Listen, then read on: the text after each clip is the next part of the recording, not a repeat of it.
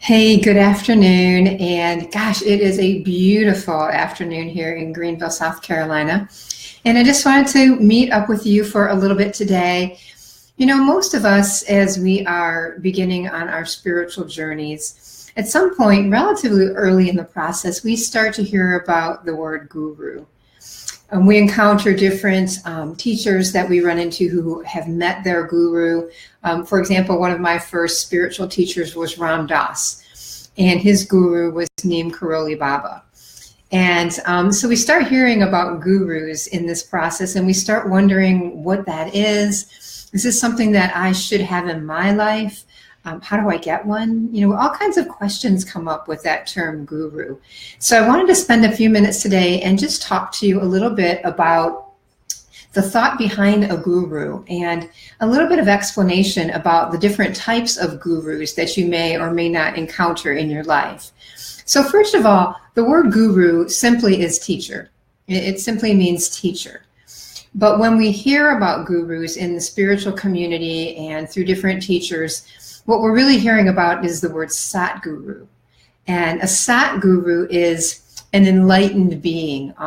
It's actually kind of way down deep inside us where we're all one. You know, that spot way down deep, once we've dug deep down and uncovered ourselves and unburied ourselves from all the layers of who we aren't. Way down deep, the place where we are all one, that's where the Satguru resides. So we are all, on some level, the Satguru. We are all enlightened beings, waiting to be uncovered, waiting to peel the layers away from all the things that we think we are, that we really aren't. So just to be clear, a Satguru is the true teacher. So that is that power within us, that all-knowing power that unfolds, and it's basically the means that we have to experience true bliss. The true bliss of the universe. So when we talk about taking an inward journey, that's where we're going.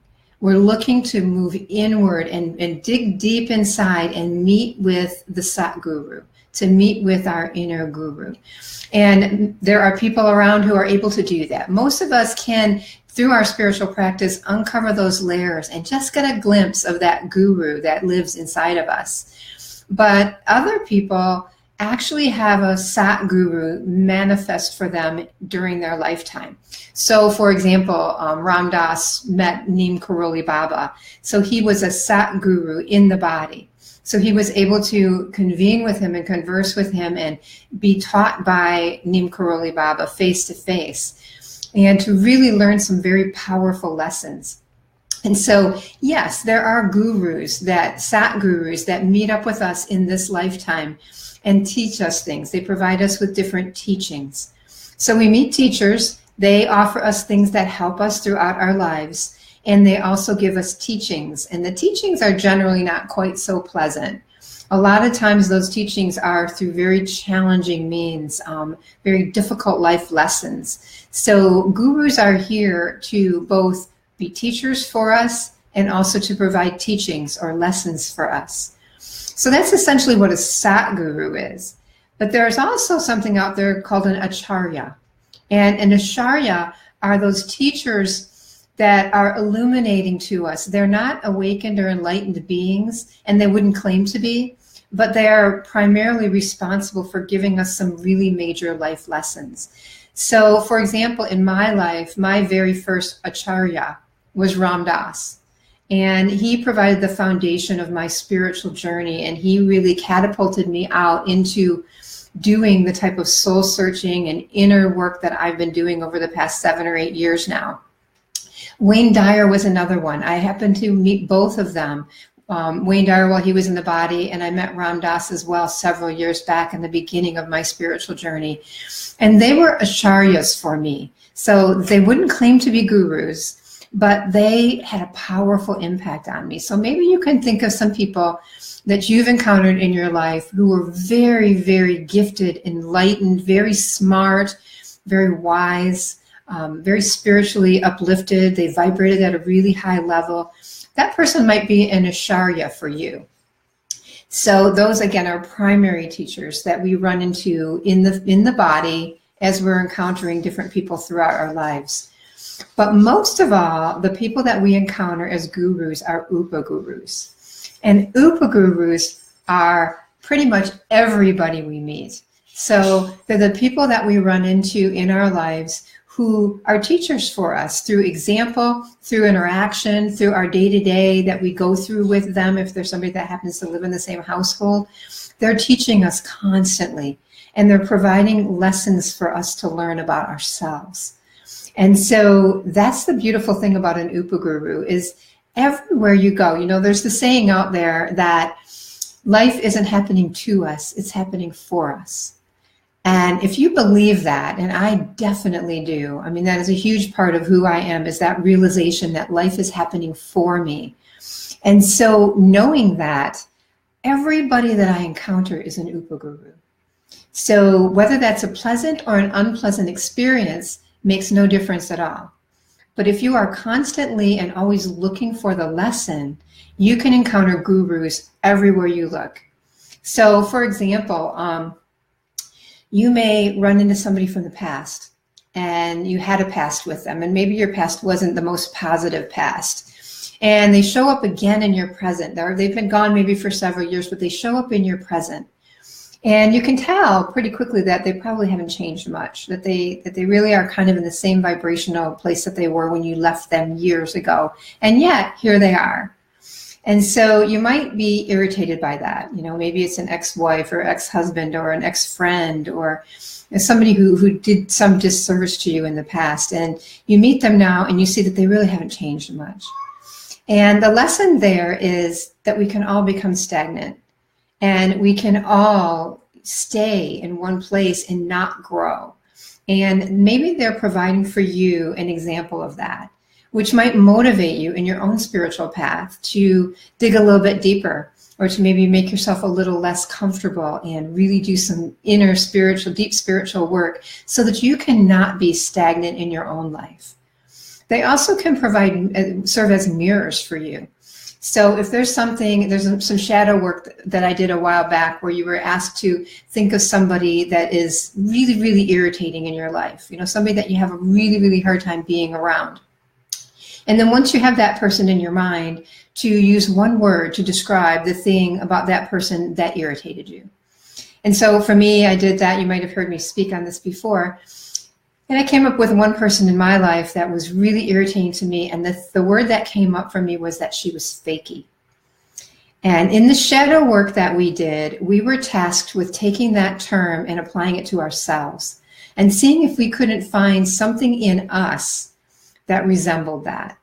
And sure enough, when I did that work, I realized that I had spent much of my life as a pleaser, and that I wasn't always really authentic and honest and open about how I felt about things. And so that was an upaguru for me. She was an upaguru. She taught me to look at myself and to realize where I was missing the mark, you know, where I wasn't quite getting there, some work that I still needed to do.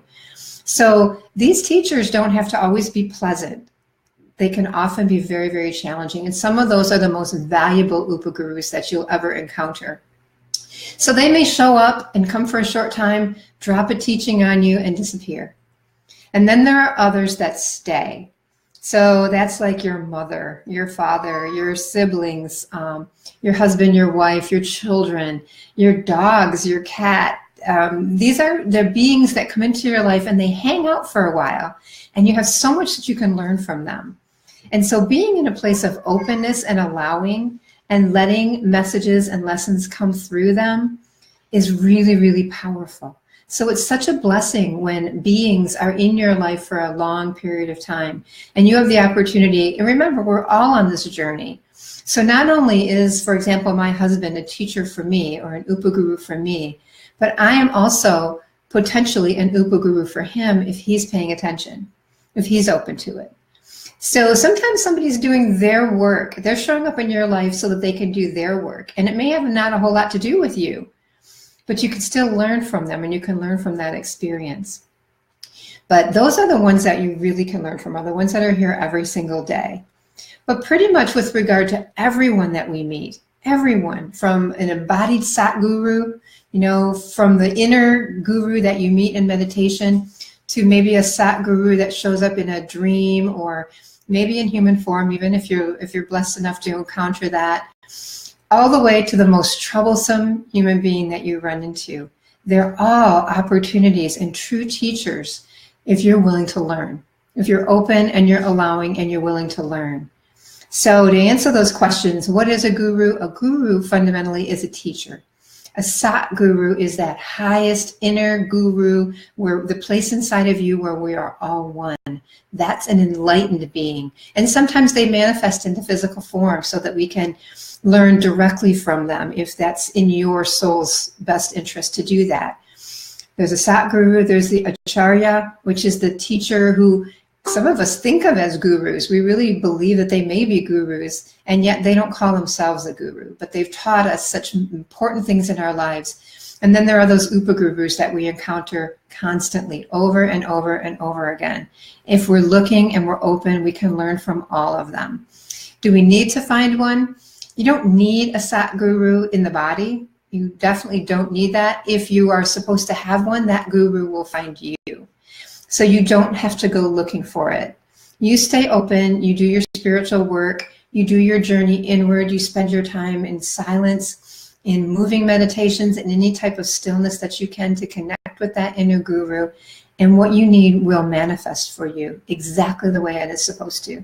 So the biggest thing you can do is stay in a place of allowing, look for those lessons, and be grateful when they come. Look for them. Some of them are painful, some of them are incredibly joyful. Enjoy every one of them, because everything is always changing. So in each moment, realize that that moment has everything in it that you need, and that it will change. So the next moment will have what you need that moment. So I hope that helps you with your idea about a guru. I hope you're doing that inner journey, that inward journey, going inside to connect with that Satguru inside of you. And I hope you're in a place of allowing every day, as often as you can, to look for the lessons that show up in your world, because you are bringing them to you ultimately. So the more open you are to receive them and to learn those lessons, the better off you're going to be in your spiritual journey. Thank you so much. Namaste. Have a beautiful day.